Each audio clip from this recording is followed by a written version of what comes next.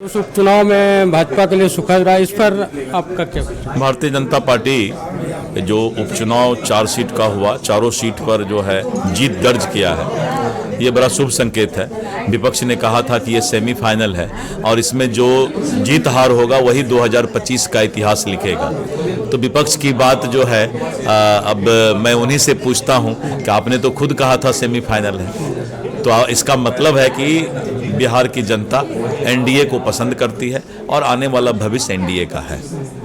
धन्यवाद। आज महाराष्ट्र में चुनाव परिणाम आए हैं और महागठबंधन की स्थिति बहुत नाजुक रही, इस पर आप क्या कहें? महाविकास आघाड़ी थी।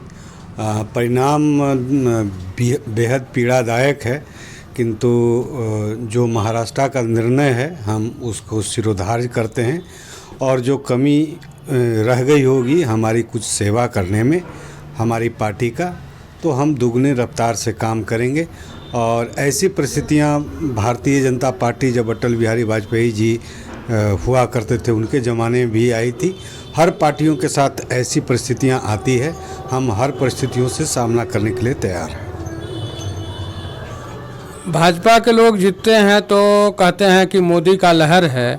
अभी जस्ट कुछ दिन पहले चुनाव हुआ था जम्मू कश्मीर में और हरियाणा में, अभी चुनाव हुए महाराष्ट्र और झारखंड में, दो में एक एक का रेशियो है, तो फिर एक राज्य में मोदी जी का लहर और दूसरे में नहीं, ऐसा कैसे?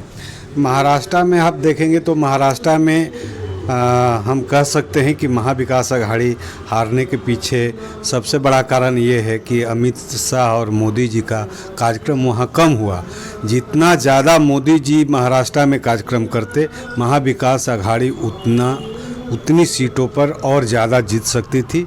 इसलिए ये कहना कि मोदी जी का करिश्मा है, ये सही नहीं है। अगर आपने सही सवाल किया कि अगर मोदी जी की करिश्मा होती तो झारखंड में भी चुनाव जीतते, और महाराष्ट्र में तो वे अंतिम 4 दिनों वे चले गए थे छोड़ करके, और उनकी सभाएं भी लोकसभा और अन्य विधानसभाओं के तुलना में आप देखेंगे तो मोदी जी की सभाएं बहुत ही कम हुई महाराष्ट्र में। बिहार में भी 4 सीटों पर उपचुनाव के परिणाम आए हैं। इस चुनाव परिणाम से बिहार के भविष्य के बारे में आप क्या कहते हैं? बिहार का भविष्य ये 4 सीटों से तय नहीं होगा, किंतु कहीं भी उपचुनाव हुए हैं हर स्टेट में, उत्तर प्रदेश को छोड़ करके, और उत्तर प्रदेश में जो समाजवादी पार्टी की जो सीटें थी उसमें से कमोतर उन्होंने अपनी सीटें ली, किंतु बिहार में चारों की चारों सीटें एनडीए के खाते में गई। पश्चिम बंगाल में आप देखेंगे तो सभी सीटों पर तृणमूल कांग्रेस की जीत हुई। इसी तरह से पंजाब में आप देखेंगे तो आम आदमी पार्टी की बढ़त है। तो इस तरह से कहीं भी उपचुनाव होता है तो हर उपचुनाव में जो सत्ताधारी पार्टी होती है उसका बहुमत आता ही है। वायनाड से प्रियंका गांधी उपचुनाव जीत गई हैं, इस पर आप प्रियंका गांधी के लिए क्या कहें? बिल्कुल, प्रियंका गांधी जी को आना चाहिए था और उन्होंने चुनाव जीता है, इसलिए अभिनंदन उनका। और हम उनके सफल सुखद संसदीय जीवन परंपरा का हम आशा करते हैं कि वह अब आई हैं तो लोकसभा में अब उनकी बातों को भी से लोग प्रभावित होंगे। हमारे साथ पटना नगर निगम के पूर्व मेयर संजय कुमार जी हैं, जिनसे अभी जो चुनाव में सेमीफाइनल परिणाम आया है उस पर इनसे बात करेंगे। सर, आपका सच श्यामला न्यूज़ चैनल में स्वागत है। बहुत बहुत धन्यवाद आपका। अभी जो आज 4 परिणाम आए हैं सीटों का, उस पर आप क्या कहेंगे?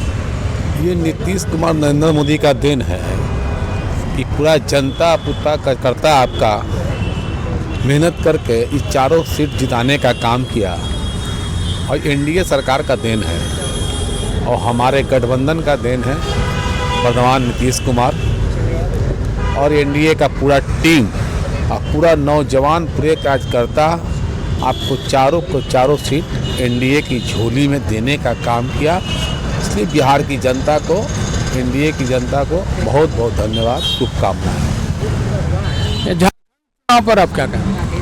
देखिए, झारखंड में भी अच्छा परफॉर्मेंस रहा और उससे बेहतर रहा लेकिन हम लोग महाराष्ट्र में 2/3 से हम लोग बहुमत जीतने का काम किया और हम लोग का कम से कम विपक्ष को भी रहने देना चाहिए। झारखंड अगर सब चीज़ रहे तो विपक्ष में रहेगा कौन?